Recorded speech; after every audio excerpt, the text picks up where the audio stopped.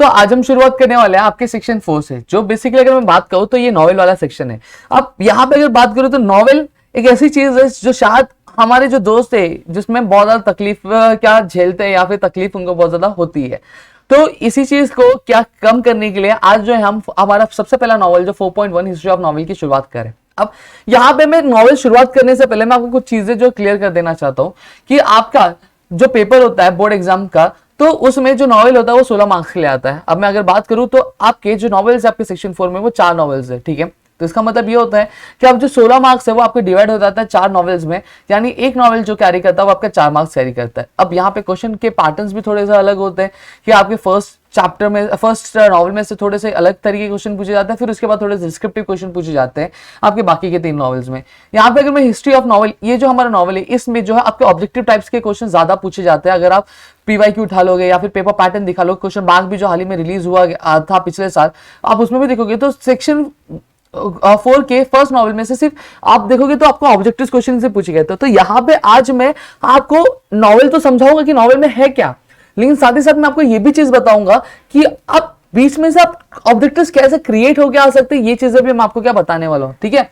तो चलो शुरू करेंगे। और साथ ही साथ अगर आपको हमारा जो एफर्ट्स अगर अच्छा लगे तो वीडियो को लाइक करना, चैनल सब्सक्राइब नहीं किया तो चैनल सब्सक्राइब करना, अपने दोस्तों से शेयर, ताकि ऐसे और कई सारे कंटेंट्स हम आपके लेकर आ सके दोस्तों। तो चलो शुरू करते हैं। अब यहाँ पे सबसे पहली चीज अगर मैं बात करूं तो the 18th century has gifted the English literature to entirely new forms which are without any traces in the Asian classical heritage। अब यहाँ पे अगर बात करूं जो 18th century था उसने कहीं ना कहीं जो इंग्लिश लिटरेचर में कुछ 2 नए फॉर्म्स क्या इमर्ज होके आए थे, कुछ 2 नए फॉर्म्स क्या उभर के आए थे जिनका नामो निशान पहले कभी भी देखा नहीं गया था एशियन क्लासिकल हेरिटेज में। अब उसमें से जो सबसे पहला था वो क्या था आपका, वो था आपका पीरियोडिकल एसे था। क्या था? पीरियोडिकल एसे था। और दूसरा जो था वो नॉवेल था। अब आपको इसमें क्वेश्चन पूछा जा सकता है कि in the dash century dash has gifted English literature to entirely new forms. अब उसमें 2 कौन से थे, एक पीरियोडिकल एसे था और हो सकता है दूसरा डैश कर दिया जाए, तो आपको वहां पे नॉवेल लिखना रहेगा, ठीक है। अब दोनों ही जो फॉर्म्स है, खासकर जो नॉवेल था उसने जो 18th सेंचुरी की स्पिरिट क्या थी वो उसके अंदर थी। अब आप बोलोगे कि सर 18th सेंचुरी की स्पिरिट मतलब क्या। अब यहाँ पे थोड़ा सा मैं हिस्ट्री पे जाऊंगा। अब यहाँ पे अगर आप 18th सेंचुरी की अगर बात कर गए तो जो एज ऑफ रिनाइंसेंस वाला पीरियड था, एज ऑफ रिनाइंसेंस वाला पीरियड, सर आप हिस्ट्री में चले गए, हाँ 800 की हिस्ट्री में आपको बता रहा हूँ। अब यहाँ पे अगर बात करूं तो 8 स्टैंडर्ड की हिस्ट्री में एज ऑफ रिनाइंसेंस जो आपका यूरोप एंड इंडिया वाला जो सेकंड चैप्टर उसमें आपका मेंशन किया हुआ था कि वहां पे ये बताया गया है कि अब 18th सेंचुरी में क्या हुआ था, चीजें वापस रिवाइज की जा रही थी। अब यहाँ पे हम बोले तो सुपरस्टिशंस वाली जो चीजें थी, जो लोग बिना एविडेंस के बहुत सारी चीजों पे भरोसा कर रहे थे, अब वो चीजें थोड़ी सी निगलेक्ट की जा रही थी। अब लोग बोल रहे थे हर चीज का प्रूफ मांग रहे थे, हर चीजों को लॉजिकल वे में से देख रहे थे, इंडस्ट्रियल रेवोल्यूशन हो रहा था, ऐसी बहुत सारी चीजें हो रही थी। तो वैसे ही आपका एक जो नॉवेल था, नॉवेल में भी बहुत सारी जो चीजें हुई थी कुछ रियलिस्टिक पर लाया था, यानी मतलब जो चीजें एक्चुअल में हुई है वो नॉवेल्स में इंक्लूड की जा रही थी, ना कि इमेजिनेटिव चीजें इंक्लूड की जा रही थी, ना तो ऐसी कुछ सुपरस्टिशियस चीजें इंक्लूड नहीं की गई थी। उसमें कुछ जो एक्चुअल हमारे लाइफ से इंप्लीमेंट रिलेटेड है, चीजें जो संबंध रखती है, वैसी सारी चीजें क्या इसमें इंक्लूड की जा रही थी नॉवेल में। इसलिए कहा गया कि जो स्पिरिट 18th सेंचुरी की वो क्या अकॉर्ड कर रही थी आपकी एज ऑफ इंटेलेक्चुअल मतलब क्या हो गया, अब लोग अब दिमाग से सोच रहे थे। पहले क्या हुआ करता था, गॉड के नाम पे या फिर कुछ चीजों के नाम पे क्या किया जाता था, लोगों को उल्लू बनाया जाता था। लेकिन चर्चेस में या फिर अगर मैं बात करूं ऐसे बहुत सारे अलग अलग स्पॉट्स है जहां पे ये सारी चीजें होती थी, तो वो सारी चीजों को क्या किया जाता था, अब वापस इवैल्यूएट करके फिर सारी चीजों पे क्या भरोसा किया जाता था। पहले क्या किया जाता था, पहले जो हम बात करें जो रिलीजन है, बाकी सारी जो चीजें, इनको बहुत ज्यादा इंपॉर्टेंस दिया जाता था। लेकिन अब जो चीजें थोड़ी सी चेंज हो चुकी थी, अब जो है ह्यूमन बीइंग्स को ज्यादा इंपॉर्टेंस दिया जा रहा था। और नॉवेल में भी अगर मैं बात करूं तो आप जितने भी नॉवेल पढ़ोगे तो उसमें ज्यादातर जो चीजें वो लिखी रहती है वो ह्यूमन से रिलेटेड लिखी रहती है, इंसानों से रिलेटेड, उनकी लाइफ से रिलेटेड क्या लिखी रहती है। दोस्तों समझ में आ गया।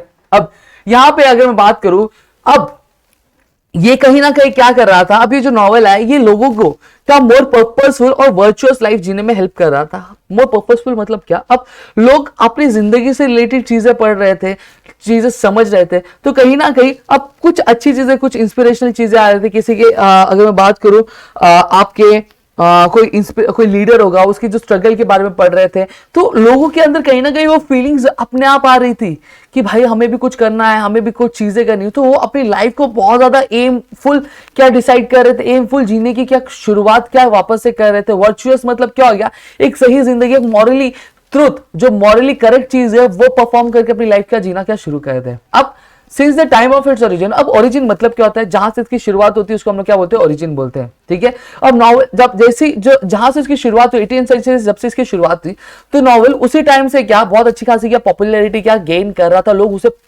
पढ़ना बहुत ज्यादा क्या पसंद कर रहे थे। और अगर आज की डेट में अगर मैं बात करूं, जितने भी आपके अगर मैं इंग्लिश लिटरेरी जेनर है उसमें सबसे ज्यादा अगर लोग पसंद करते हैं पढ़ना तो वो आपका नॉवेल है, ठीक है। अब नॉवेल कहीं ना कहीं, अब नॉवेल होता क्या है, नॉवेल एक लॉन्ग नैरेटिव फिक्शन होता है जो क्या करता है, जो ह्यूमन के जो एक्सपीरियंसेस होते हैं वो उसको प्रोज के फॉर्म में बताता है। प्रोज के फॉर्म में, हाँ प्रोज के फॉर्म में मतलब क्या होता है, पैराग्राफ के फॉर्म में। अब जैसे अभी ये हम रीड करें तो ये क्या आपके पैराग्राफ के फॉर्म में, तो इसी को हम लोग क्या बोलते हैं, प्रोज के फॉर्म में क्या बताया जा रहा है, यानी ह्यूमन के जो एक्सपीरियंसेस होते हैं उसको पैराग्राफ फॉर्म में क्या बताया जाता है। अब जो प्रेजेंट इंग्लिश वर्ड है नॉवेल, वो कहां से डिराइव है, आपके इटालियन वर्ड नॉवेला से, तो ये आपको ध्यान में रख लेना है। किससे डिराइव है, नॉवेला से डिराइव किया, जिसका मतलब क्या होता है, नया, जिसका नाम मतलब क्या होता है, नया होता है। समझ में आ गया, मेरे ख्याल से इतनी चीज आपको समझ में आया तो याद कर लो, the word English, the English word novel is derived from the Italian word novella, ठीक है, इसका मतलब क्या न्यू होता है। इतनी चीजें क्लियर है। अब नॉवेल क्या करता है, नरेट करता है क्या, जो डिटेल्स होता है। अब आप जब नॉवेल पढ़ोगे उसमें हमने देखा कि वो क्या करता है, इंटीमेट करता है ह्यूमन एक्सपीरियंस। तो ह्यूमन एक्सपीरियंस इंटीमेट करते टाइम वो टाइम बताएगा, वो ये चीज कब हुई थी, और ये भी बताएगा आपको उसे कहां हुई थी, साथ ही साथ नेचर बताएगा कि वो इंसान का नेचर क्या था, वो किस तरह के जेस्चर परफॉर्म करता था, उसके दिमाग में क्या सारी चीजें चलती थी, उसका माइंडसेट क्या था। तो ये सारी चीजें भी क्या नॉवेल्स में इंक्लूड की जाती है दोस्तों, ठीक है। तो अब नॉवेल प्रेजेंट क्या करता है, एक्चुअल में बताओ तो जो करंट सिचुएशन चल रहा है, जो करंट सोसाइटी का जो पिक्चर है वो हमें क्या नॉवेल में पूरा देखने मिलता है। अब नॉवेल जो है कहीं ना कहीं जो लाइफ है बहुत ज्यादा इजी बना देता है हमें समझने के लिए। देखिए कैसा होता है, ड्रामा और पोइट्री में हमें चीजें उतनी समझ में आती है, ड्रामा में इतनी चीजें क्यों नहीं समझ में आ पाती, क्योंकि देखिए कैसा होता है, ड्रामा में अगर आप ड्रामा देख रहे हो तो ड्रामा में अगर ड्रामा जो परफॉर्म कर रहे हैं अगर उन्होंने वो चीजें अच्छे से इतनी परफॉर्म नहीं की तो शायद आप उतनी चीजें अच्छे से समझ नहीं पाओगे, उतना रिलेट नहीं कर पाओगे। और पोइट्री में क्या होता है, पोइट्री में आपके कुछ वर्ड्स यूज किए जाते हैं जो आपने कभी शायद सुने नहीं होंगे, साथ ही साथ जो वर्ड्स जो होते हैं उथल पुथल किए जाते हैं तो वो भी आपको समझ में नहीं आएगा, समझ में कई बार नहीं आता। तो इस वजह से जो है नॉवेल को बहुत ही ज्यादा एक इजी मीडियम पाया गया है, बहुत आसान सा मीडियम पाया गया जहां पे आप जो है नॉवेल को बहुत ही ज्यादा इजी वे में समझ पाते हो और जिससे आप अपनी लाइफ को रिलेट कर पाते हो, ठीक है। और मॉडर्न एरा में नॉवेल ने क्या किया, लिटरेरी प्रोज क्या किया है, अडॉप्ट किया है, ठीक है। इतनी चीजें मेरे ख्याल से आपको क्लियर हो रही होंगी। अब नॉवेल एक ऐसा लिटरेरी जेनर है जिसकी हिस्ट्री अगर मैं बात करूं तो आज से नहीं या फिर 18th सेंचुरी से सिर्फ नहीं, ये आज से कुछ अगर मैं बात करूं तो 2000 साल पहले की है। 2000 साल पहले अगर मैं बात करूं, देखो एक सेंचुरी हमारी कितनी साल की होती है, आपकी 100 साल की होती है। आप 2000 साल समझ लो तो कितनी पुरानी, बहुत पुरानी अगर मैं बात करूं ये चीज चल रही है। अभी अगर हम बात करें तो आज हम 21st सेंचुरी में, कितने सेंचुरी में, 21st सेंचुरी, 21 माइनस में अगर 18 करते हो तो कुछ नहीं, तो हमें 3 से 4 साल हमें हुए हैं, 3 साल हुए हैं, 3 सेंचुरी ही गुजरी है अभी नॉवेल का ओरिजिन हो रहा है। लेकिन नॉवेल आज से नहीं है, बहुत पहले से लोग रीड करते आए, लेकिन लोगों को पता नहीं था कि इसे नॉवेल कहा जाता है, ठीक है। इस स्टाइल को नॉवेल लिटरेरी जेन को नॉवेल कहा जाता है, ये लोगों को पता नहीं था, लेकिन लोग क्या करते इसे पहले से ही रीड करते रहते। अब अगर मैं बात करूं नॉवेल की हिस्ट्री में तो नॉवेल का एक जो कलेक्शन था, नॉवेल का एक कलेक्शन था जिसे क्या बोला जाता था, ग्रीक रोमांसेस, जो कौन से सेंचुरी से बिलोंग करता था, सेकंड से लेकर 6 सेंचुरी से क्या सेकंड से लेकर 6 सेंचुरी के बीच में बिलोंग करता था। और उस टाइम पे ये सबसे जाना माना क्या हम बोल सकते हैं नॉवेल था। तो ये चीज आपको याद रख लेनी है, सेकंड से लेकर 6 सेंचुरी तक ग्रीक रोमांसेस, ठीक है, नाम था। इतनी चीजें क्लियर होगी। अब ये जो था नॉवेल, ये इमेजिनेटिव और बहुत ही ज्यादा अगर मैं बात करूं बहुत प्लेजरफुल, बहुत ही डिलाइटफुल स्टोरी थी। किसकी, एक आइडियल लव की, एक प्यार की और एक मार्वेलस एडवेंचर की, जो कहीं ना कहीं अफेक्ट कर रहा था, profoundly affected the creative writing for the next 1000 years। यानी अगर मैं बात करूं इसकी जो छाप थी, अब ये नॉवेल इस तरह से लिखा गया था कि आने वाले जो 1000 साल थे, 1000 साल तक थे, वो भी क्या इसको एक बोलते ना एक मिसाल की तरह क्या माना करते थे, ठीक है। Up, though the novel in the modern era usually make use of a literary prose, the earlier threads of the genre can be found in Virgil's Eclogus, फिर उसके बाद अगर मैं बात करूं Malory's Morte d'Arthur, फिर उसके बाद अगर Geoffrey Chaucer, फिर उसके बाद अगर The Sancho Tales। तो यहाँ पे क्या बताया गया, देखो ये क्या बताया गया, तो ये जो नॉवेल है मॉडर्न एरा में यूज क्या करते हैं, लिटरेरी प्रोज यूज करते हैं, यानी पैराग्राफ फॉर्म में बताते हैं। लेकिन इसकी कहीं ना कहीं अगर हम बात करें कुछ एसेंट से या फिर अगर कुछ जो छाप है, हम जो अर्लियर जो इससे पहले वाले जो जेनर थे, जैसे अगर बात करूं वर्गिल्स की जो इकोलॉजिस्ट थी, या फिर मलोरिस की क्या मॉडर्न डे अर्थर बुक थी, फिर जेफरो के, चौसर के सेंचुरी टेल्स थी, इनमें क्या पाए जाते हैं। अब ये चीज आपको क्या लर्न करनी है। वर्गिल्स की क्या थी, इकोलॉजिस्ट थी, फिर मलोरिस की क्या था, मॉडर्न डे अर्थर थी, जेफरो के, चौसर की क्या थी, सेंटर बर्टरी टेल्स। तो ये आपको उनका नाम याद रख लेने, और साथ ही से लिटरेरी प्रोज के थ्रेड्स कहां पे, ये भी चीज आपको क्या समझ में रख लेनी है, ठीक है। फिर लेडी अमुरासाकी शिकुबी की जो टेल थी, क्या टेल ऑफ जेन, जो कभी आई थी 10th सेंचुरी ईयर में आई थी, तो आपको ये याद करना है। और ये क्या कहा जाता है, वर्ल्ड का सबसे पहला नॉवेल क्या कहा जाता है, तो आपको ये चीज ध्यान में रख लेनी है, ठीक है। ये चीज आपको याद करके रख लेनी है, ठीक है। अब जो यूरोपियन नॉवेल था उसे क्या कहा जाता है, ये कहा जाता है कि ये क्या एक बिगिनिंग था डॉन क्विकसाइट, जो कि लिखा गया था स्पेनिश राइटर मिगेल डे सर्वाटिस के द्वारा, जो कि पब्लिश हुई था आपके 2 पार्ट्स में, आपके 1605 में और 1615 में क्या पब्लिश हुई। तो ये चीज आपको क्या याद रख लेनी है, ठीक है। अब यहां पे अगर बात करूं 18th सेंचुरी में, ठीक है, जो अपीयरेंस था न्यूज़पेपर और मैगजीन का, वो लोगों को क्या बहुत ज्यादा क्या अट्रैक्ट कर रहा था। और वो लोग कौन थे, वो मिडिल क्लास के लोग थे। अब हम बात करते हैं हमारी जो सोसाइटी 3 स्ट्रैटा में क्या डिवाइड किया गया, अपर क्लास, मिडिल क्लास और लोअर क्लास में क्या की है आपके डिफाइन की गई है, ठीक है। तो अब 18th सेंचुरी में जब मैगजीन्स आए, न्यूज़पेपर्स आए, इनका आगमन हुआ, तो कहीं ना कहीं जो रीडर्स थे, लार्ज नंबर ऑफ रीडर्स को क्या हो रहे थे, अट्रैक्ट हो रहे थे कि उसके न्यूज़पेपर और मैगजीन से। लेकिन ये जो न्यू रीडर्स थे, कहीं ना कहीं इनका जो इंटरेस्ट था किसमें था, रोमांस में था, ट्रेजेडीज में था, जो कि अप्रिशिएट किया जा रहा था। जो अपर क्लास के लोग थे इसको क्या वाहवाही कर रहे थे, क्या अपर क्लास के लोग इसको वाहवाही क्या कर रहे थे। जो रोमांसेस और ट्रेजेडीज जो कि अप्रिशिएट किए जा रहे थे किसके द्वारा, आपके अपर क्लास के द्वारा, ठीक है। अब ये जो नीड था एक नए टाइप के लिटरेचर का, वो जो क्या कर सकता था, जो एक्सप्रेस कर सकता, जो नए आइडियाज से 18th सेंचुरी का, मैंने बताया कि जी जो चीजें थी अब वापस से शुरू हो रही थी, लोगों ने अब हर एक चीज को एक नए पहलू से और फिर से शुरुआत से देखना क्या शुरू कर दिया था। तो अब वहां पे एक जरूरत आन पड़ी थी कि एक ऐसा लिटरेचर है जो क्या कर सके, जो आइडियाज 18th सेंचुरी के उसको क्या एक्सप्रेस कर सके, उसके बारे में हमें सब थोड़ा सा समझा सके। अब 18th सेंचुरी में वैसे एक नया लिटरेचर क्या कैरेक्टराइज किया गया, जो रियलिज्म यानी सच्चाई बताता था, और and denial of romantic features जैसे एंथुसियाज्म, पैशन और इमेजिनेशन के बारे में हमें बता सकता था। अब जो फोरग्राउंड है नॉवेल का वो प्रिपेयर किया गया था ये सारे फैक्टर्स को ध्यान में रखते हुए, यानी जो बेस था नॉवेल का, ये सारी चीजें जैसे मैंने आपको रियलिज्म बताया, रोमांटिक फीचर जैसे एंथुसियाज्म, पैशन और इमेजिनेशन को ध्यान में रखते हुए जो फोरग्राउंड था नॉवेल का वो प्रिपेयर किया गया था। अब 1740 के बाद नॉवेल ओरिजिनेट हुआ आपके एज ए लिटरेरी में, कहां पे, आपके इंग्लैंड में। तो आपको याद कर लेना 1740 के बाद में जो नॉवेल था वो ओरिजिनेट हुआ था लिटरेरी के फॉर्म में, कहां पे, इंग्लैंड में।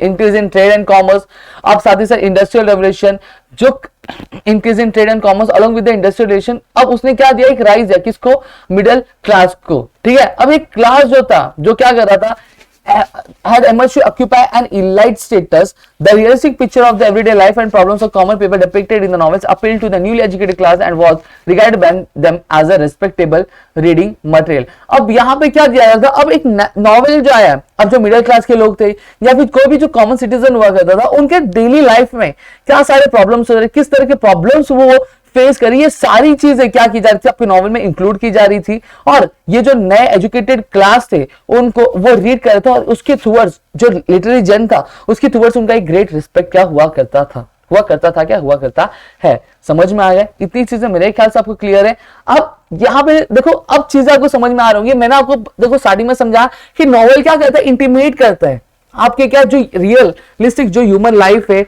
जो प्रॉब्लम्स लोग फेस करते हैं, ह्यूमन की जो एक्सपीरियंस है, वो सारी चीजें क्या डिपिक्ट करता है। तो ये सारी चीजें देखो आप यहाँ पे आप आगे जैसे पढ़ रहे हो तो आपको आगे वाली जो पिछली चीजें हमने पढ़ी इसका मतलब कि आपको यहाँ पे आपको समझ में आ रहा होगा, ठीक है।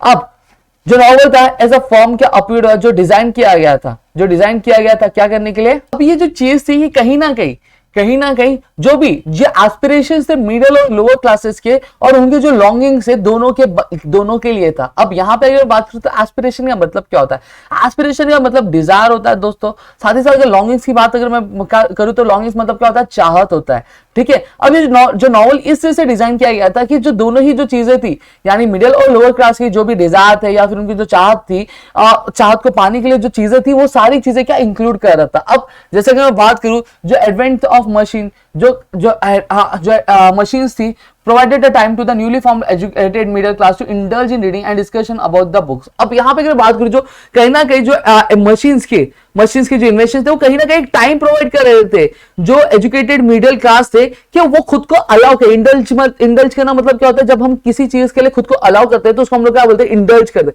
वो खुद को क्या अलाउ कर रहे थे कि वो रीडिंग करे, किसकी, नॉवेल के और बुक्स के ऊपर क्या डिस्कशन करें। अब यहाँ पे ड्रामा और पोइट्री ऐसे दो लिटरेरी फॉर्म थे जो कहीं ना कहीं अब क्या गायब हो रहे थे। अब लोग उन पे थोड़ा सा जो ध्यान था वो कम जा रहा था और वो नॉवेल पे क्या शिफ्ट हो रहे थे। वहीं दूसरी तरफ अगर मैं बात करूं तो नॉवेल एक ऐसा कॉम्बिनेशन था कुछ फीचर्स का, जैसे अगर मैं बात करूं ड्रामा और पोइट्री का, और कुछ आगे चलकर कुछ और भी नए फीचर्स क्या ऐड किए गए थे। अब आगे चलकर ये जो ड्रामा था, पोइट्री था, अब ये क्या बन गए थे, एक प्रोमिनेंट फॉर्म बन गए थे। प्रोमिनेंट फॉर्म मतलब क्या हो गया, एक इंपॉर्टेंट फॉर्म बन गया था आपकी 18th सेंचुरी का बाय एनकम्बसिंग। एनकम्बसिंग मतलब क्या होता है, कुछ चीजें इंक्लूड करके, कैसे, जैसे सोशल हो गया, पॉलिटिकल हो गया, कल्चर हो गया, या फिर साइंटिफिक जो प्रोग्रेस है, ये सारी चीजें इंक्लूड करके ये एक बहुत ज्यादा क्या प्रोमिनेंट फॉर्म क्या बन गया था आपके 18th सेंचुरी में।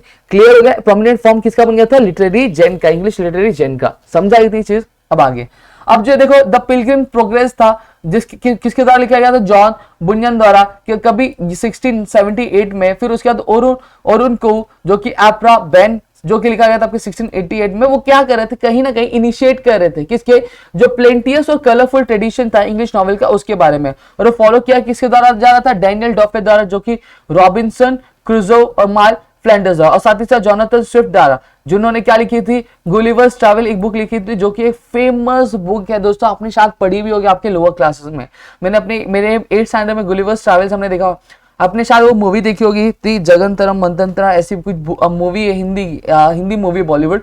तो उसमें भी इसी तरह का जो कंटेंट है वो आपको देखने मिलेगा। बड़ा सा इंसान रहता है, फिर वो छोटे छोटे कुछ इंसान रहते हैं, यही सारी चीजें आपको देखने मिलेगी। अब जो बाकी जो मेजर नॉवेलिस्ट थे 18th सेंचुरी के, वो तो सैमुअल रिचर्डसन है। फिर उसके बाद अगर बात करें, देखो ये चीज आपको लोग थोड़ा सा रीड कर लेना, लॉरेंस टेन है, हेनरी फील्डिंग है, फिर टोबियास स्मॉलेट है, ये सारी चीज, ये क्या एक कुछ मेन अगर मैं बात करूं मेजर नॉवेलिस्ट एंड बड़े नॉवेलिस्ट थे। अब जो ट्रेडिशन था क्या एनरिच करने का, बहुत सारे अलग स्टारवर्ट नॉवेलिस्ट का, जैसे चार्ल्स डिकेंस हो गए, वॉल्टर स्कॉट हो गया, नाथानियल हाउथॉर्न हो गए, होरेस वॉलपोल हो गए, फिर थॉमस हार्डी हो गया, विल्की कॉलिंस हो गया, एच.जी. वेल्स हो गए, ये सारे क्या कहीं ना कहीं इंक्लूड किए गए थे। अब यहाँ पे अगर बात करें जो 20th सेंचुरी था, उसे क्या किया जाता, उसे मार्क किया जाता है, कुछ मॉडर्न टॉपिक्स क्या कहते हैं, इंक्लूड किए गए थे। साथ ही साथ इनोवेटिव जो स्टाइल्स और जो टेक्निक्स थी टेक्निक्स थी जो यूज की गई थी, जिसकी वजह से क्या हो रहा था कि अब जो नॉवेल्स है वो अलग अलग पर्सपेक्टिव से, अलग अलग एंगल से, अलग अलग व्यू से क्या लिखे जा रहे थे अलग अलग नॉवेलिस्ट के द्वारा। जैसा कि बात करूं E.M. फॉस्टर द्वारा, जेम्स जॉयस द्वारा, जोसेफ कॉनराड द्वारा, हेनरी जेम्स द्वारा, जॉर्ज ऑरवेल द्वारा, फिर ग्राम ग्रीन द्वारा, फिर D.H. लॉरेंस, विलियम गोल्डिंग और एंथोनी बर्गेस द्वारा। अब इन्होंने क्या किया था, कहीं ना कहीं ये जो सरकमफरेंस था क्या एक जनरल लिखने का, पॉलिटिकल, सोशल, साइकोलॉजी और बहुत सारे बाकी जो मॉडर्न इश्यूज थे उन पे नॉवेल्स लिखने का, अब वो जो सरकमफरेंस था उसको क्या कहता है, इंक्रीज कर दिया, उसको रेज कर दिया था, यानी जो लेवल था वो थोड़ा सा बढ़ गया था। अब जो थिंकिंग थी या फिर एक जो व्यू पॉइंट था वो और भी ज्यादा क्या हो गया था, ब्रॉड हो गया था। अब वहां पे कुछ जो इमाइग्रेंट ऑथर्स भी थे, जैसे अगर मैं बात करूं सलमान रुश्दी इंडिया के थे, V.S. नाइपुल आपके त्रिनिदाद के, फिर काजुओ इशिगुरा जो जापान के। तो अब ऐसे बहुत सारे थे जो इमाइग्रेंट ऑथर्स थे। ठीक है, इतनी चीजें क्लियर हुई आपको मेरे ख्याल से। अब जो कंट्रीब्यूशन था वुमेन नॉवेलिस्ट का वो भी कम नहीं था, ठीक है, इस ग्रेट पेजेंट में, ठीक है, उसे जो है निगलेक्ट नहीं किया जा सकता। पेजेंट मतलब क्या होता है, पेजेंट मतलब दोस्तों अगर हम यहाँ पे अगर बात करें तो ग्रेट पेजेंट मतलब एक जो एरा चला आ रहा था या फिर एक जो दौरा चला आ रहा था, उसको क्या हम ऐसे निगलेक्ट ही नहीं कर सकते। अब जो नॉवेल्स थे क्या मैनर्स के, जैसे एवेलिना जो नॉवेल था वो लिखा गया था आपके फ्रांसिस बर्ने द्वारा, गॉथिक नॉवेल जो लिखे गए थे आपके एन रेडक्लिफ द्वारा। अब ये जो नॉवेल था, एक जो नॉवेल जो बेस्ड था साइंस के ऊपर, साइंस ऑफ द एज के ऊपर, फ्रैंकस्टीन जो कि लिखा गया था मैरी शेले के द्वारा, एक लैंडमार्क नॉवेल से, यानी इनका कोई जवाब ही नहीं था दोस्तों, इनको छूना मतलब बहुत ही बड़ी बात हो जाती थी। मतलब बाकी नॉवेल्स इनके इर्द गिर्द भी नहीं थे। जेन ऑस्टिन जो कि रूल कर रहे थे, यानी लोगों के दिमागों पे क्या छाए हुए थे अपने अपने नॉवेल्स की वजह से। ब्रॉन्टे सिस्टर एमिली और चार्लेट जिन्होंने क्या खुद की एक जगह बनाई थी अपने इनकम्पेरेबल, यानी जिसकी एक ऐसे काम से, एक ऐसे नॉवेल से जिसकी तुलना किसी से की ही नहीं जा सकती, जिसका नाम था वर्दरिंग हाइट्स और जेन एरे। अब ये सारी जो नाम से बता रहा हूं नॉवेल्स के साथ, ये चीज आपको लर्न करनी है, ठीक है।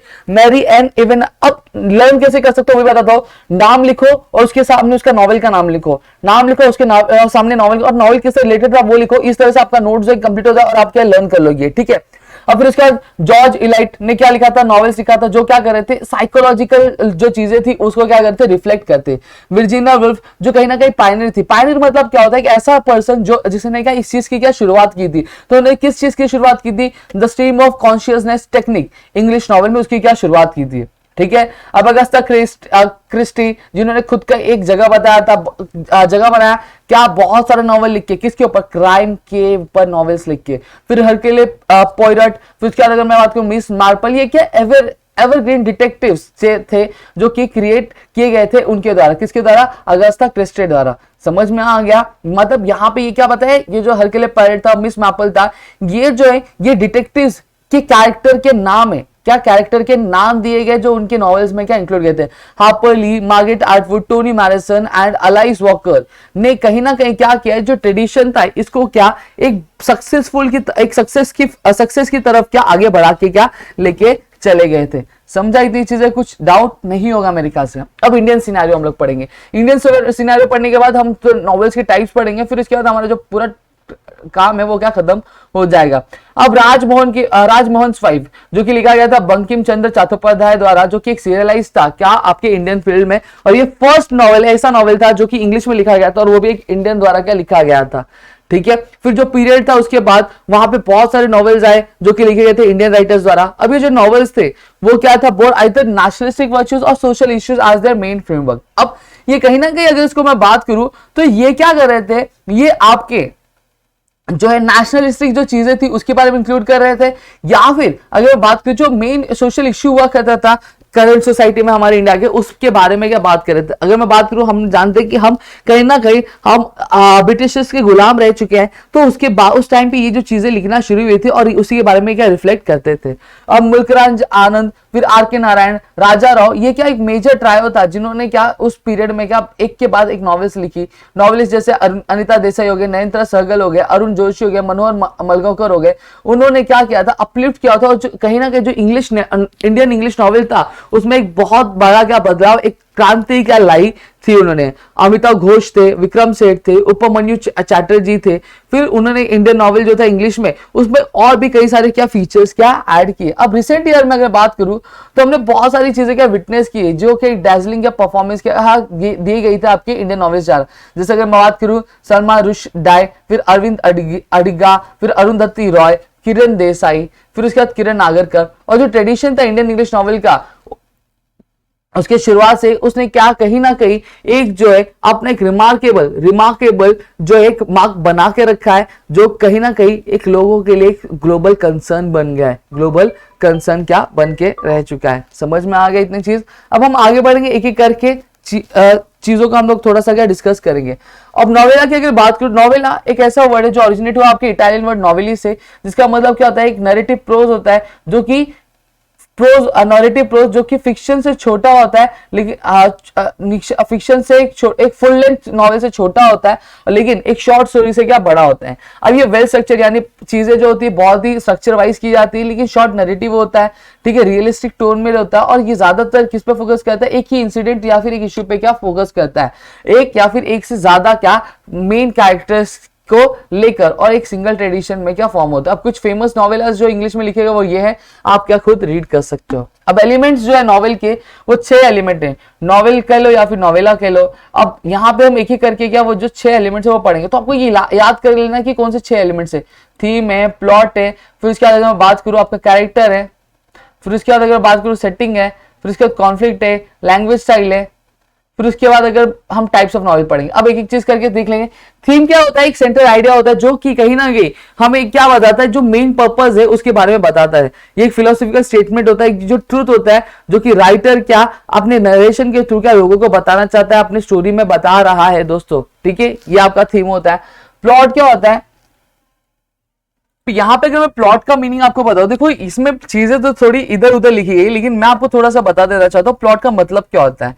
प्लॉट का मतलब एक लिटरेचर में यह होता है कि जब जो सीक्वेंस होता है, जो एक्शन होता है, जो सीक्वेंस होता है, जैसे फॉर एग्जाम्पल अगर मैं बात करूं, आपकी कोई स्टोरी है, तो कोई नॉवेल की एक स्टोरी है, तो नॉवेल में जब वो स्टोरी की शुरुआत हो रही तो पहले कौन सा एक्शन आएगा, फिर कौन सा एक्शन आएगा, फिर तीसरा कौन सा एक्शन आएगा, तो ये सारी जो चीजें होती है उसी को हम लोग क्या बोलते हैं, प्लॉटिंग बोलते हैं। जैसे अगर मैं बात करूं कोई अगर मैं बात करूं कोई मिस्ट्री वाली जो नॉवेल है, कोई केस वाली नॉवेल आप पढ़ रहे हो, तो यहाँ पे जैसे आपके 8th स्टैंडर्ड में एक नॉवेल दिया हुआ है लास्ट में, जो कि आपके है आपका दिया हुआ है, तो उसमें आपको क्या किया, सबसे पहले जो क्लाइंट रहता है वो आके मिलता है, जो डिटेक्टिव रहता है उससे आके मिलता है, उसे शेरलॉक होम्स से आके मिलता है, फिर उसके बाद अपनी जो पूरी स्टोरी बताता है, स्टोरी बताने के बाद एंड तक पता नहीं चलता वो चीजें कौन है। तो यहाँ पे जो मेन रीजन होता है वो लास्ट में पता चलता है। ठीक है, जो असली मजा होता है वो लास्ट में होता है, पहले क्या पूरी चीजें घुमाई जाती है, तो उसी को क्या बोला जाता है, प्लॉटिंग क्या बोला जाता है, जहां पे कौन सा एक्शन पहले आना चाहिए, फिर कौन सा एक्शन बाद में आना चाहिए, ये चीजें क्या डिसाइड की जाती है। जैसे अगर मूवी की बात करूं, तो मूवी में आपने देखा होगा कई बार कि जब एक हीरो की एंट्री होती है तो किस तरह से होती है, या फिर उसका दुखड़ा पहले सुना लव स्टोरीज होती है, तो पहले अगर ब्रेकअप हुआ रहता है तो पहली चीजें वो वाली दिखाई जाती है, फिर उसके बाद ये इसका हाल ये कैसे हुआ, फिर उसके बाद में वो स्टोरी आती है, फिर उसके बाद वो थोड़ा ठीक होता है, फिर उसके बाद वापस करंट सिचुएशन में आते हैं, तो इसी चीज को हम लोग क्या बोलते हैं, प्लॉटिंग बोलते हैं। तो मेरे ख्याल से आपको ये चीज समझ में, तो प्लॉटिंग होता क्या आपको, ठीक है। फिर उसके बाद कैरेक्टर क्या होता है, कैरेक्टर मैं बात करूं तो सीधी सीधी बात है भाई, कि जो लोग होते हैं स्टोरीज में, जो पर्सन इंडिविजुअल्स के बारे में बताया जाता है, उसी को हम लोग क्या बोलते हैं, कैरेक्टर बोलते हैं। क्या बोलते हैं, कैरेक्टर बोलते हैं। जैसे दो हीरो है तो दो हीरो का, एक का नाम सलमान है, एक का नाम शाहरुख है भाई है, तो ये जो होता है ये कैरेक्टर होता है। स्टोरी में जो भी एक इंडिविजुअल होता है उसी को हम लोग क्या बोलते हैं, कैरेक्टर्स क्या बोलते हैं। ठीक है, अब यहाँ पे और हम लोग थोड़ा सा रीड करेंगे। Characterisation is related to the plot as the course of event take place because of the certain behaviour of the characters. ठीक है, स्टोरी फॉर्मिंग कैसे होती है, कैरेक्टर के बेसिस पे होती है। कैरेक्टर का बिहेवियर क्या है, किस गुस्से वाला बिहेवियर है, अच्छा बिहेवियर है, स्माइली बिहेवियर है, लाउड बिहेवियर है, एनर्जेटिक बिहेवियर है, तो ये सारी चीजें क्या कैरेक्टर में। Depiction of character can reach from a thumbnail sketch to deep wordy highly detail verbal sketch. अब जो कैरेक्टर का डिपिक्शन यानी कैरेक्टर कैरेक्टराइज कैसे किया जा सकता है, एक थंबनेल स्केच से किया जा सकता है, वर्डी से किया जाता है, या फिर हाईली डिटेल वर्बल स्केच से भी क्या बताया जा सकता है। ठीक है, अब जो इंपॉर्टेंट कैरेक्टर जो डिस्क्राइब किए हर एक एक्सपेक्ट में राइटर द्वारा किया जाता है। अब जो माइनर कैरेक्टर्स होते हैं उसको इतनी इंपॉर्टेंस नहीं दी जाती है, मतलब क्या बोला है, जो लीड कैरेक्टर रहता है उसको बहुत ज्यादा इंपॉर्टेंस दिया जाता है, उसके बारे में कई सारी चीजें बताई जाती है, लेकिन जो उसके साइड कैरेक्टर्स होते हैं उनके बारे में इतनी चीजें नहीं बताई जाएगी। जैसे अगर मैं बात करूं, अगर मैं एज अ कैरेक्टर किसी नॉवेल में हूं तो मेरे बारे में बताया जाएगा कि मेरा पूरा नाम क्या है, मेरा बर्थ कहाँ पे हुआ था, मैं कहाँ पे रहता हूँ, मेरी फाइनेंशियल कंडीशन क्या है, ये सारी चीजों के बारे में बताया जाएगा। लेकिन कोई एक साइड रोल वाला उसके बारे में ये नहीं, हाँ भाई उसका नाम बताइएगा, मेरा दोस्त है, बस इतनी चीजें थोड़ा बता देगा कि इसकी कंडीशन ऐसी ऐसी थी। अगर ये भी कहीं ना कहीं एक सेकंड मेन कैरेक्टर तो उसके बारे में थोड़ी सी चीज बताई जाएगी, लेकिन आगे चल के कुछ भी बताया जाएगा नहीं। इतना चीज मेरे ख्याल से आपको समझ में आ गया होगा। ठीक है, चलो अब आगे बढ़ेंगे। सेटिंग क्या होती है, setting is the background in which the story take place. ठीक है, यहां पे सेटिंग मतलब क्या होता है कि अब ये जो स्टोरी चल रही कब चल रही है, बाबा आजम के जमाने में चल रही है, बाबा आजम की जमाने में चल रही है, तो कौन से प्लेस पे चल रही है, हिमालय में चल रही है, राजस्थान में चल रही है, कहां पे चल रही है, तो मतलब basically place, period, time, climate, weather, lifestyle क्या थी, ये सारी चीजों को जो इंक्लूड की जाती है कैरेक्टर के साथ स्टोरी में, तो उसी को हम लोग क्या बोलते हैं, सेटिंग बोलते हैं। समझ में आया क्या, क्लियर हो गया क्या। अब कॉन्फ्लिक्ट क्या होता है, कॉन्फ्लिक्ट होता है जो स्ट्रगल होता है दो ऑपोजिट फोर्स के बारे में, मतलब सीधी सीधी बात है, conflict in the story provide interest and curiosity, मतलब दो लोग पहले ये ऐसा था, ये ऐसा था, ये ऐसा था, ये वैसा था, तो ये दोनों ऑपोजिट है, दोनों का नेचर अलग अलग, दोनों के साथ आगे क्या हुआ। जैसे अगर मैं बात करूं, एक लव स्टोरी वाली नॉवेल हम पढ़ते हैं, तो एक लड़का होता है, एक लड़की होती है, उसके बीच में कोई तीसरा अगर फॉर एग्जाम्पल आता है, तो आगे चलकर इनके लाइफ में क्या हुआ, इनकी शादी हुई तो इनके बाद क्या हुआ, इनकी शादी हुई तो हुई क्या से, तो ये नॉवेल में आता है। जैसे अगर मैं बात करूं, एक डिटेक्टिव है, जैसे शेरलॉक होम्स की अगर मैं बात कर रहा हूं, और एक जो बंदा है जो अगर विक्टिम है वो आ रहा है, तो विक्टिम के साथ क्या हुआ था, कैसे हुआ था, फिर उसका शेरलॉक होम्स को किस तरह से इसको सॉल्व किया था, ये सारी चीजें हमें कैसे पता चलेगी, ये सारी चीजें, यही सारी चीजें जो इंक्लूड की जाती है, इसी को हम लोग क्या बोलते हैं, कॉन्फ्लिक्ट। और ये किसको राइज देता है, इंटरेस्ट देता है। आप नॉवेल रीड करना चालू करोगे ना, अब जैसे जैसे रीड करो आपको इंटरेस्ट इंक्रीज, भाई आगे क्या हुआ, आगे क्या, और ये क्यूरियोसिटी भी पैदा होगी कि आगे हुआ क्या। और भाई अगर कोई बीच में आके बता दे कि लास्ट में इसके साथ ऐसा हुआ, तो पूरा मजा किरकिरा हो जाता है, ठीक है। फिर उसके बाद लैंग्वेज स्टाइल, जो लैंग्वेज होते हैं या फिर जो टेक्निक्स यूज की जाती है ऑथर द्वारा, यानी बेसिक नरेशन के लिए, उसको हम लोग क्या बोलते हैं, स्टाइल बोलते हैं। क्या बोलते हैं, स्टाइल क्या बोलते हैं। दोस्तों आपने कई बार देखा होगा कि कई सारी चीजें अलग अलग फॉर्म्स में क्या यूज किए जाते हैं लैंग्वेज। कई बार जो पोइट्री फॉर्म में यूज किया जाता है, यहाँ पे थोड़ा सा मैं डिस्टर्ब हो चुका हूँ क्योंकि मेरा जो पीसी था वो हो गया था थोड़ा सा, ऐसा मेरा पीसी थोड़ा सा मैं ऐसा नजर चलता रहता, तो कभी काल हो जाता है, उसके लिए दिल से मैं सॉरी बोलूंगा, ठीक है। अब यहां पे अगर बात करूं तो अलग अलग लैंग्वेजेस, अलग अलग तरीके क्या यूज किए जाते हैं। जैसे an author can use extensive vocabulary, high phraser और मे बी लैकोनिक और will write only the point और he may act mix both according to, मतलब आप देखो कुछ नॉवेल्स होते हैं उसमें फ्रेजेस लिखे रहते हैं, बहुत बड़े बड़े फ्रेजेस लिखे, कुछ हाई प्रोफाइल वर्ड्स लिखे रहते हैं, बट कुछ नॉवेल्स ऐसे भी रहते हैं जिसमें सिंपल सादी भाषा में क्या चीजें लिखी रहती है। तो इसी को हम लोग क्या बोलते हैं, स्टाइल बोलते हैं। क्या, स्टाइल में रहने का। इतनी चीजें क्लियर है। Now we will be learning about the styles, sorry types of novels. अब यहाँ पे मैंने आपको क्या बताया, कुछ एलिमेंट्स बता दिए नॉवेल्स के, ठीक है। ये एलिमेंट्स जो है नॉवेल्स के वो आपको याद कर लेने। अब टाइप्स ऑफ नॉवेल्स और वो एलिमेंट्स क्या है ये भी चीजें मैंने आपको समझाई, तो वो आपको क्या लर्न करना। अब यहाँ पे somehow we are gonna learn the kinds of novels, ठीक है। अब यहाँ पे अगर बात करूं तो रियलिस्टिक नॉवेल्स क्या होते हैं वो मैं आप डिस्कस करेंगे। अब यहाँ पे आप देखोगे नाम में रियलिस्टिक नॉवेल, तो रियलिस्टिक नॉवेल क्या करता है, कहीं ना कहीं ये एक पीस है क्या, फिक्शन का, जो कहीं ना कहीं आपकी जो रियल लाइफ जो चीजें होती है उसका थोड़ा सा इफेक्ट देता है। यानी हमारे जो एवरीडे एक्सपेंसेस बोल रहा है, एक्सपीरियंस होते हैं, जो डे टू डे प्रॉब्लम्स हम फेस करते हैं, जो सोशल क्लास की प्रॉब्लम होते हैं, अलग अलग क्लास की एक दूसरे से प्रॉब्लम्स होती है, ये सारी चीजें जो आपके रियलिस्टिक नॉवेल्स में क्या इंक्लूड की जाती है। अब अगर मैं बात करूं, आप रीड कर लेना इसको, मैं इतना बड़ा नहीं बताऊंगा, मैं शॉर्ट में आपको फटाफट बताते जा रहा हूं एक्चुअली मीनिंग क्या है उसका, बस, ठीक है। पिरासिक नॉवेल क्या होता है, ये एक ऐसा वर्ड है जो ओरिजिनेट हुआ आपके स्पेनिश और पिकारो से, जिसका मतलब क्या होता है, रग।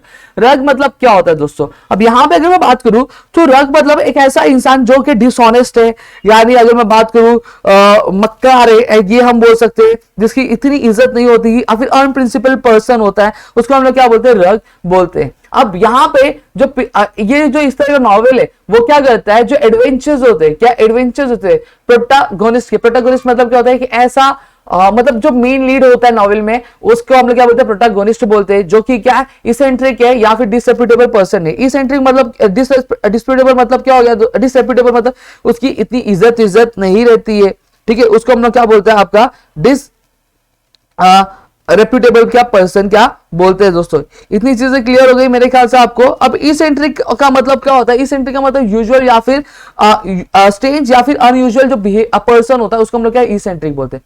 अब हिस्टोरिकल नॉवेल में नाम में हिस्टोरिकल, एक ऐसा नॉवेल जो क्या पहले के period, historical novel is a novel set in a period earlier than that of the writing. यहाँ पे जब कि एक ऐसा नॉवल है जो तो हमें पास्ट इवेंट्स के बारे में बताता है, यानी हिस्ट्री के बारे में बताता है, बाबर आजम के जमाने के बारे में बताता है, या फिर पहले कुछ चीजें हुई थी उसके बारे में बताता है, उसको हम लोग क्या बोलते हैं, हिस्टोरिकल नॉवेल बोलते हैं दोस्तों, ठीक है। चलो नेक्स्ट नॉवेल पे चलते हैं। तो क्या है वो हमारा, अब है एपिस्टोलरी नॉवेल। तो अब ये क्या है, ये एक ऐसा एपिस्टोलरी, एक ये जो वर्ड है लैटिन वर्ड एपिस्टोला से क्या डिराइव है, तो ये आपको लर्न कर लेना जो वर्ड कहां से डिराइव है, जिसका मतलब क्या होता है, लेटर। आपने शायद अगर अपने 8th स्टैंडर्ड में आपने अगर हिंदी पढ़ी होगी तो आपने जहां पे एक इंदिरा गांधी और उनके जो पिताश्री थे हमारे नेहरू चाचा जी, उनके बीच में एक लेटर के थ्रू क्या बात हुई थी। तो जब एक लेटर के थ्रू, जब भी एक लेटर के बेसिस पे क्या किया जाता है, जो एक नॉवेल क्रिएट किया जाता है, फिर नॉवेल जो एक लेटर के फॉर्म में क्या पूरा प्रेजेंट किया जाता है, तो उसको हम लोग क्या बोलते हैं, एपिस्टोलरी नॉवेल बोलते हैं। यही लिखा है देखो, the epistolary novel is that in which the writer presents the narrative through a series of correspondence of the document. मतलब क्या बोला गया है कि जहां पे एक जो राइटर होता है, जो पूरा नॉवेल होता है या फिर एक नरेशन होता है, वो एक लेटर के फॉर्म में, लेटर की सीरीज में क्या, पहले इसने लेटर ये भेजा, फिर उसने ये खत लिखा, फिर ये खत हुआ, ये हुआ। तो कॉरेस्पॉन्डेंस मतलब क्या, इंफॉर्मेशन क्या शेयर करना जो होता है, यानी लेटर्स के होते हैं, उसी को हम लोग क्या बोलते हैं, कॉरेस्पॉन्डेंस के फॉर्म में किया था, तो उसको हम लोग क्या बोलते हैं, आपका एपिस्टोलरी नॉवेल बोलते हैं। फिर all the letters are the most common basis of epistolary novel, diary entries, ये क्या कुछ पॉपुलर फॉर्म है क्या इस टाइप के नॉवेल का, ठीक है। अब आते हैं हमारे गॉथिक नॉवेल का। और गॉथिक नॉवेल क्या होता है, जिसमें टेरर होता है, मिस्ट्री होती है, हॉरर, थ्रिलर होता है, सुपरनैचुरल होता है, डूम होता है, डेथ होता है, या फिर डिके होता है, या फिर हॉन्टेड बिल्डिंग्स होती है, यानी भूतिया वाली जो चीजें होती है वो आपकी गॉथिक नॉवेल में होती है। अब ऑटोबायोग्राफिकल नाम में दिया है, जहां पे हम क्या कहते हैं, किसी भी एक आप कोई ऑथर है तो उस ऑथर के जिंदगी के बेस पे जो पूरा नॉवेल जब लिखा जाता है उसको हम लोग क्या बोलते हैं, ऑटोबायोग्राफिकल नॉवेल क्या बोलते हैं। कुछ टाइम पे जो ऑथर होते हैं वो क्या प्लेसेस चेंज कर देते हैं, जो कैरेक्टर्स होते हैं उनका नाम भी क्या चेंज कर देते हैं, ताकि वो क्या अवॉइड कर सके जो रियल लाइफ में जो चीजें हुई है उसको, ठीक है, रियल लाइफ के जो इंफॉर्मेशन है उसको वो क्या कहीं ना कहीं लोगों के सामने ना आए, जो पर्सन था उसके बारे में सबको ना पता चले। इस वजह से कई बार वो निगलेक्ट भी करते। इट मे और may not be in the first person narration. अब ये हो सकता है कि ये जो ऑथर जो है वो खुद लिख रहा हो, उसने खुद की हो, या फिर हो सकता है किसी और के बारे में भी क्या लिख सकता है, ठीक है, इतनी चीजें। अब एल्गोरिकल नॉवेल क्या होता है, चलो देखते हैं क्या होता है। अब जो एल्गोरिकल नॉवेल होता है, एक स्टोरी होती है जिसका जो होता है एक से ज्यादा मतलब एक से ज्यादा क्या मीनिंग हो सकता है। अब जो सरफेस मीनिंग होता है इस तरह के नॉवेल का, वो क्या होता है, बहुत ही अलग होता है, बहुत ही अलग। मतलब चीजें जो आप देखो जो रीड कर रहे हो वो तो रहेगी, लेकिन उसका और भी कई सारे क्या मीनिंग्स यहाँ पे निकल के आते हैं दोस्तों, जो आपको यहाँ पे देखने मिलेंगे, ठीक है, आपकी इस तरह के नॉवेल्स में अगर मैं बात करूं तो। अब यहां पे अगर मैं आगे बात करता हूं दोस्तों, जहां पे सिंबॉलिक मीनिंग होता है इस तरह का, वो पॉलिटिकल हो सकता है, रिलीजियस हो सकता है, हिस्टोरिकल हो सकता है, फिलोसॉफिकल होता है। लेकिन हिस्टोरिकल होगा तो शायद हिस्टोरिकल के अलावा भी उसके और भी क्या मीनिंग्स हो सकते हैं। फिर उटोपियन या फिर डायस्टोपियन नॉवेल की अगर बात करूं तो उटोपिया एक इमेजिनरी कम्युनिटी है या फिर सोसाइटी है जिसके अंदर क्या कुछ आइडियल क्वालिटीज है। ये एक कॉमन लिटरेरी थीम है, स्पेशली क्या है साइंस फिक्शन में या फिर स्पेकुलेटिव फिक्शन में। साइकोलॉजिकल नॉवेल बताओ तो ये जो होता है, ये जो प्रोटैगनिस्ट होता है, प्रोटैगनिस्ट कौन, क्या जो मेन कैरेक्टर होता है आपका नॉवेल में, उसके जो अगर बात करूं जो इंटरनल लाइफ में जो थ्रेट्स होते हैं, जो साइकोलॉजिकल नॉवेल क्या कहता है, जो उसकी इंटरनल लाइफ जो होती है प्रोटैगनिस्ट की, उसको क्या ट्रीट करता है, उसके बारे में बताता है, उसके ऊपर क्या पूरी जो नॉवेल लिखी रहती है। अब अगर मैं बात करूं स्ट्रीम ऑफ कॉन्शियसनेस नॉवेल की, अब यहां पे अगर बात करूं तो ये कहीं ना कहीं एक फ्रेज है जो कि आपके विलियम जेम्स द्वारा दिया गया था, और इसका अगर मीनिंग की बात करें तो क्या प्रिंसिपल ऑफ साइकोलॉजी का बोला जाता है, जो आपके 1890 में क्या किया गया था, ठीक है। अब इसका मतलब क्या होता है, एक फ्लो ऑफ थॉट्स होता है। इसका मतलब क्या होता है, फ्लो ऑफ थॉट्स होता है, जहां पे जो इंसिडेंट्स होते हैं वो प्लॉट किए जाते हैं, जैसे जैसे जैसे जैसे वो क्या दिमाग में आते हैं उस बेसिस पे क्या किया जाता है, उसको क्या इस तरह से डिजाइन किया जाता है, उस तरह से एक नॉवेल के फॉर्म में क्या उसको क्या इंडिकेट किया, एक स्टोरी के फॉर्म में, एक थीम के फॉर्म में क्या उसको क्या इंडिकेट किया जाता है, उसको क्या दर्शाया जाता है। फिर अगर मैं बात करूं बिल्डन्स रोमन नॉवेल की, तो जर्मन वर्ड है ये बिल्डन्स रोमन, जो क्या इंडिकेट करता है ग्रोथ। अब जो ये क्या होती है, फिक्शनल बायोग्राफी या फिर ऑटोबायोग्राफी होती है, जहां पे जो प्रोटैगनिस्ट होता है, प्रोटैगनिस्ट मैंने ऑलरेडी बताया मतलब क्या होता है, जहां पे वो छोटे से बड़ा जब होता रहता है तो उसके माइंड, स्पिरिट और साथ ही उसके कैरेक्टर में क्या सारे चेंजेस होते हैं, इसके बारे में क्या बताया जाता है। आपने मूवीज देखोगे मेरे ख्याल से, जब बच्चा बचपन में रहता है तो वो कैसा रहता है, फिर धीरे धीरे बड़ा होता जाता है तो उसके बिहेवियर पैटर्न में क्या सारे चेंजेस होते हैं, ये हमें बताया जाता है। तो ऐसे ही यहाँ पे आपकी नॉवेल में भी क्या बताया जाता है। अगर फर्स्ट हाफ था 20th सेंचुरी का, यहाँ पे जो पल्प मैगजीन थे बहुत ज्यादा पॉपुलर हो गए थे। क्यों? क्योंकि वहां पे एक जनरल एंटरटेनमेंट क्या मासेस यानी जो लोग पॉपुलेशन होते थे उनके लिए प्रिंट किए जाते थे एक चीप पल्प पेपर में। अब जो पल्प फिक्शन एरा था वो कहीं ना कहीं ग्राउंड का बिल्ड कर रहा था, किसके लिए, डिटेक्टिव नॉवेल्स के लिए और साइंस फिक्शन के लिए। साइंस फिक्शन एक ऐसा जेनर है, स्पेकुलेटिव फिक्शन है, जो कि क्या डील करता है इमेजिनेटिव कॉन्सेप्ट्स में, जैसे फ्यूचरिस्टिक सेटिंग में, फ्यूचरिस्टिक साइंस और टेक्नोलॉजी में, स्पेस ट्रैवल में, टाइम ट्रैवल में, पैरेलल यूनिवर्स में। फिर उसके बाद अगर मैं बात करूं आपका एक्स्ट्रा टेरेस्ट्रियल लाइफ में, साइंस फिक्शन में, जो कि एक्सप्लोर किया जाता है बहुत ज्यादा।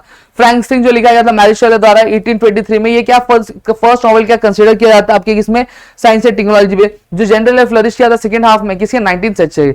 अब आप यहां पे अगर डिटेक्टिव फिक्शन की बात करिए, एक सब जेनर किसका, क्राइम फिक्शन और मिस्ट्री फिक्शन का, जहां पे इन्वेस्टिगेटर या फिर जो डिटेक्टिव रहता है या फिर प्रोफेशनल या फिर एमेचर इन्वेस्टिगेट करता है क्राइम को और क्या मर्डर को, ठीक है। तो मेरे ख्याल से आपको इतनी चीजें समझ होगी, और अगर आपने ये सारी चीजें रीड की होगी तो आपको ये सारी चीजों का मतलब देखो, नॉवेल मैंने बताया था इस तरह के क्वेश्चन पूछेंगे आपको, क्या इसका आंसर आएगा, आपका क्या आएगा, न्यू आएगा। फिर उसके बाद राजमोहन वाइफ तो क्या आएगा, बंकिम चंद्र चट्टोपाध्याय होगा, ठीक है। मोरारजी के शिकुबाई का और डाउन क्लिक साइड का आप लोग बताओगे कमेंट सेक्शन में, और ये सारी चीजें सॉल्व करके आपको क्या बतानी। तो मेरे ख्याल से आपको चीजें समझ में आ गई, समझ में आए तो प्लीज वीडियो को लाइक करिएगा, चैनल सब्सक्राइब नहीं किया तो चैनल सब्सक्राइब करना, अपने दोस्तों शेयर करना, ताकि कई सारे कंटेंट्स आपके लिए लेकर आ सके दोस्तों।